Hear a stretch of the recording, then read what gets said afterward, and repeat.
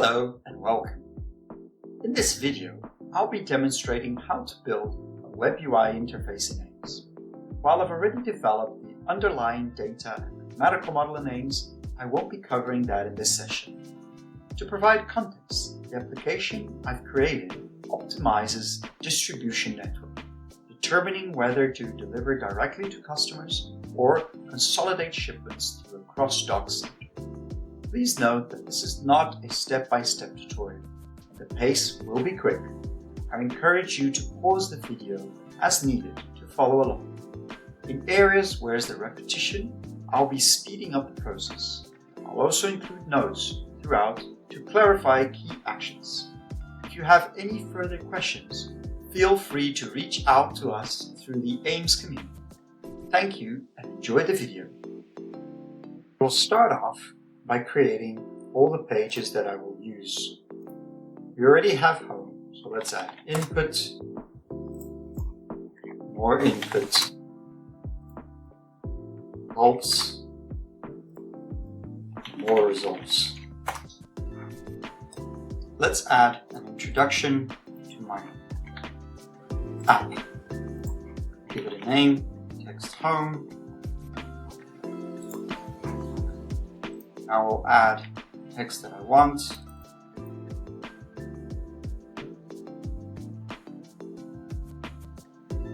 Save this. Next we'll add image widget.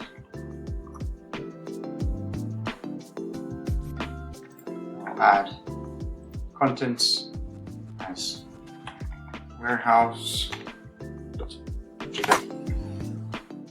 the last step is we will create a custom visualization where we have double the size for the lower part. Let's make it triple the size with the lower part of the screen. And that's it. We already have the introduction page for our home. Moving on to our input page, we'll select layout 7 and we'll start adding tables. Necessary data associated.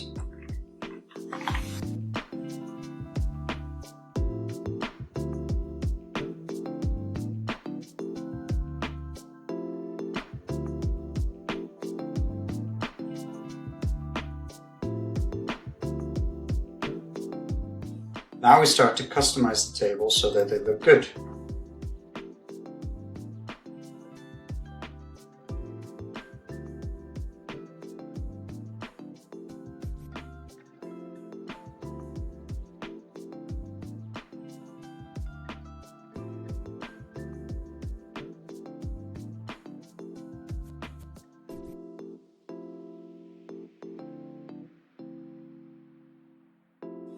Now we're going to do more or less the same for the more inputs page.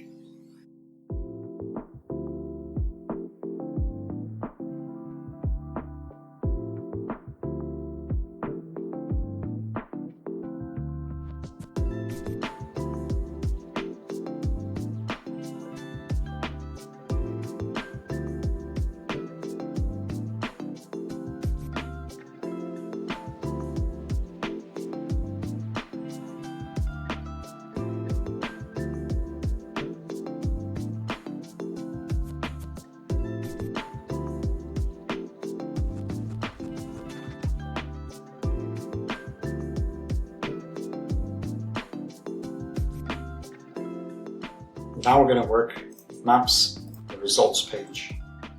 We'll select display 11, we'll add a map,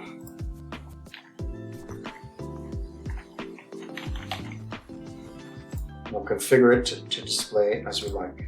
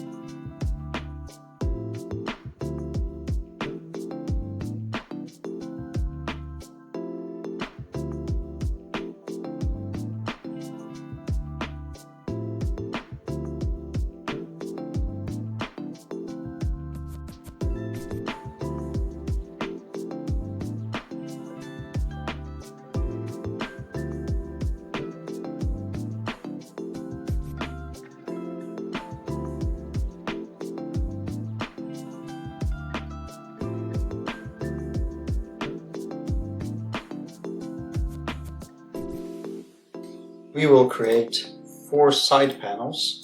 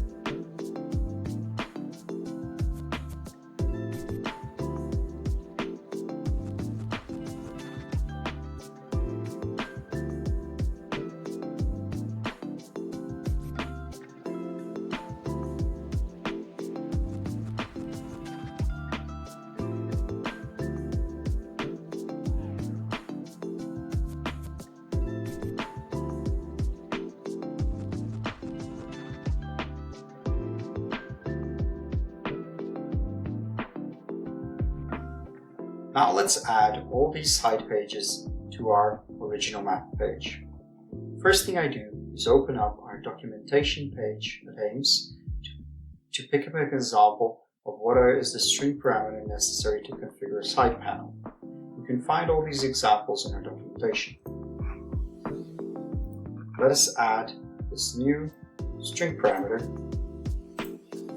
in names with all the necessary indexes. I'm going to copy over data that I previously already filled out, but you can see how I'm configuring my table, my side panel. The essence of it is informing the name that will be used to display, the page ID associated to each one of them, some tooltip and icon information, and the state. Now with this new string parameter in names, I can configure it in our map.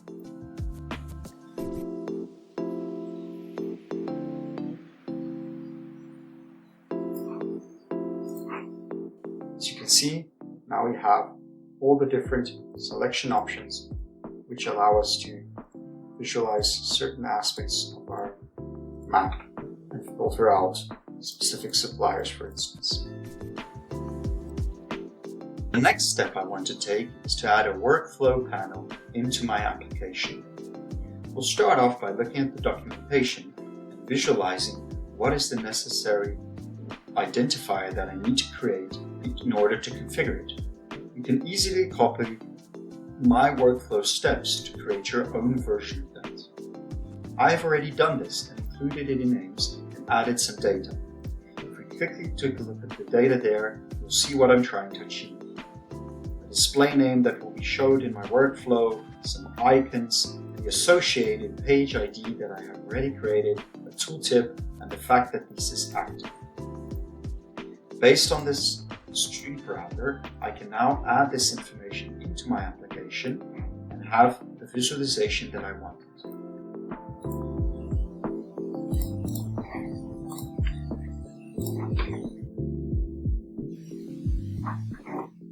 Now we can easily move between pages and visualize my different pages. The final step I want to take is to add a status bar where you can display some information for the end user. Again, we can get an identifier example in our documentation page as shown here. With this, we will create in names an identifier with a string parameter and all the information we need. I've already previously added it, and the information I am adding defines the names and what is displayed. You can even add parameters to make it more dynamic, in this case, displaying information about the results. Let's add it into names now.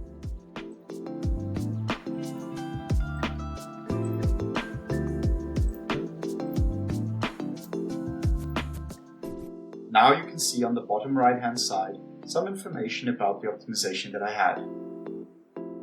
I hope this has been a useful video for you. I encourage you to provide us with any feedback you have in our community. See you next time!